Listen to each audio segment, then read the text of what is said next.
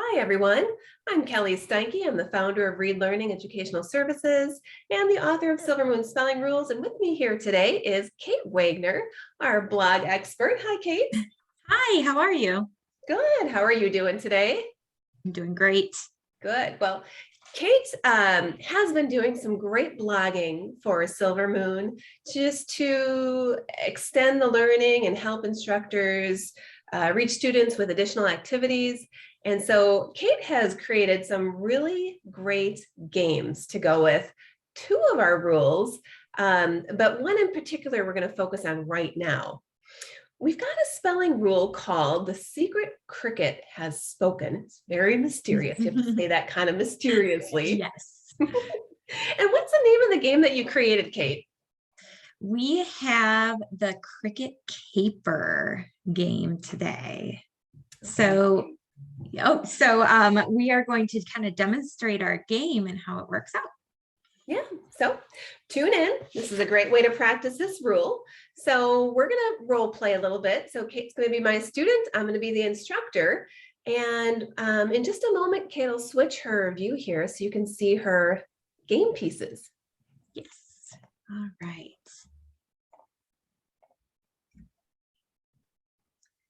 So as you can see that we have just a deck of cards and some little guided pieces to this game. So it's a pretty easy game to print and prepare for your students. Okay, this is a real nice hands-on piece because theoretically it's one thing to talk a rule through, but really when you start applying things and moving pieces into words to see how they would work, that's when the magic starts to happen here. Kate, would you go ahead and take out your thought map? Yes. Raise up my camera view so you can see it. Okay. So this is our thought map that our students can use while they're working through this game and working through this spelling rule. This spelling rule helps kids spell k in the middle of words because of course we've got three options. We've got the C, the CK, or the K. And how do you know which one to use if you're a struggling speller? So while we play this game, since Kate's my student, I'm going to ask her to keep her thought map out right next to her so she can reference the thought process you would think through when you're determining the right letter to choose for the middle of multi-syllable words. Mm-hmm. I'm going to lower my camera again, but I'll bring this back when I need it. Yeah, thank you for sharing that. All right, Kate, why don't you go ahead and flip a card? Right, let's see. Now read that card as if you had a k right in that blank space. Okay. Brisket. Right? Can you say it fast? Brisket. Okay, wonderful. I'm sure you know what brisket is, but a student might not know what brisket is. So we might talk that through, but can you walk me through your thought process? How are you going to determine whether you use a C, a CK, or a K? All right, so I'm going to go to my thought map here, and I'm going to pull my card right up next to it so I can look. Is the letter after K an E, I, or Y? It's an E, so I'm going to answer yes. Is there a short vowel before K? That's not a short vowel. So I'm going to look at no. It looks like my only option is a K. So what I can do is take my little K piece and put it in that spot. Brisket. Very good. So there's quite a bit of pre-teaching that leads up to this rule, right? So, I mean, we consider this rule here at Silver Moon a combination rule. So previous to this, kids have learned the rule for k at the beginning of words. They've learned a rule for k at the end of words. And now this rule is pulling these two together and adding this last component here for the middle of words. So within that thought map, Kate, you had already learned why you have to watch out for EIY. And why don't we share that with our viewers? Why do you have to watch out for EIY when you're using a C? Well, if there's an EI or Y, we like to call these lookout or watch out vowels, there's going to be a shift in the sound for C. So it can't be a C.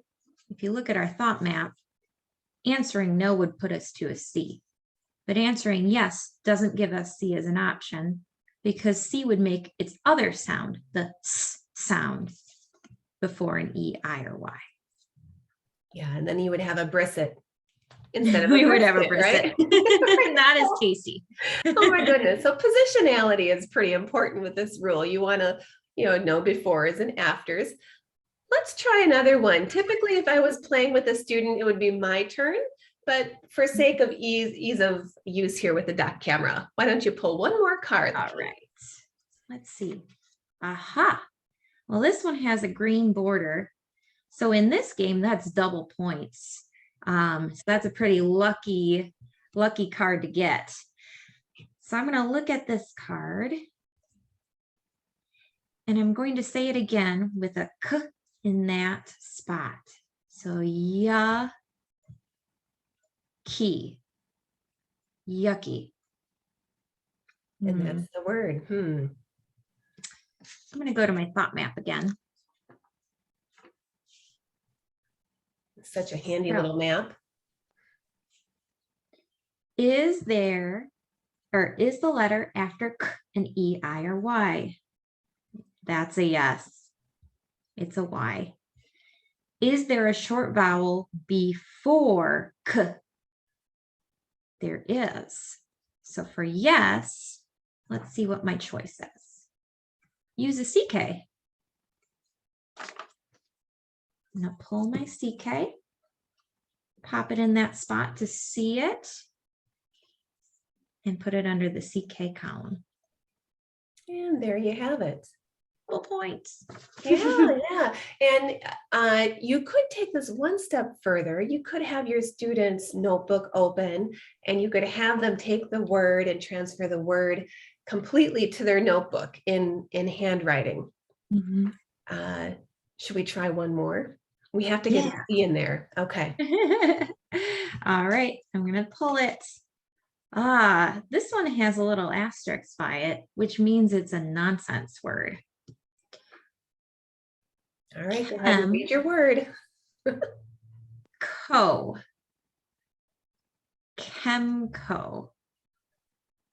You're right. That makes no sense.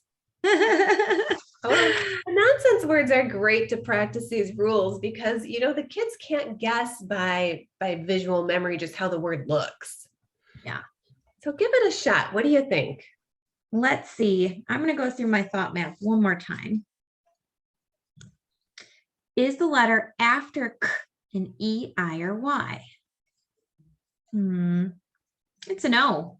So that's not a watch out vowel. So I can go to my no. And that's the end of the line. It's a C. Great. Put the C in there. Check it. That looks good. And I'll put it under my C category. Alternately, another way to use these cards as an activity would be to send them to your students ahead of time. If you're working virtually with a student, have them print it out just like Kate's done today. And you could have them do a word sort. So you would use your headers, your CK and CK headers, and you'd ask the student to sort each word into the appropriate category. That's another activity, another way to approach this if you don't go with the style of a game.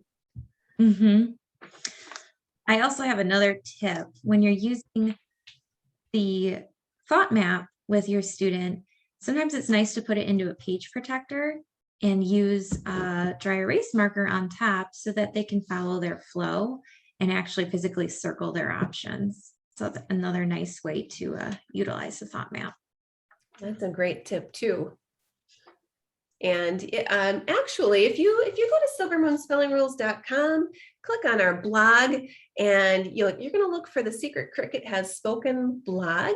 If you scroll to the bottom of the page, you'll see these activity sheets ready for your download. And there you'll find a really nice printout of directions in gameplay, because there's a point system here where students are earning points.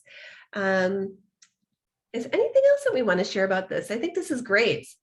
I think it allows a lot of flexibility. So have fun and get creative with this game. If you come up with any other ways to utilize the game or game cards, please share it out as well.